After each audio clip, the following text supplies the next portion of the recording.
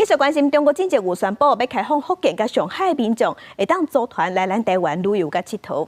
行政院伫昨昏嘛举办头一场观光产业咨询会。即马台北市政府已经提出申请，要邀请上海的赏灯团来咱台湾。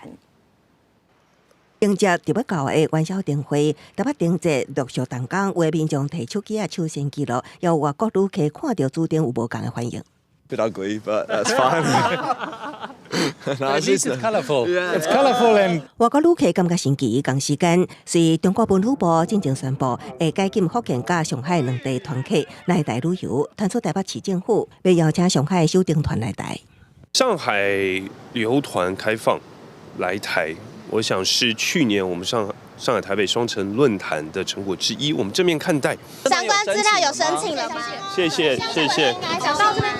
只要有确定，我们就会跟大家报告。市长蒋万安强调，只要对观光产业有帮助，会当带动商机，促进消费，拢乐见其成。观团局表示，目前已经向陆委会提交申请，强调时阵往来邀请上海市参展台北灯节，业者早已经准备好势，立行政院头一场观光产业咨询会议登场。观光署长带以及主管参加，邀请相关学界献策，其中上方关注的就是两岸交流交往加旅游安全。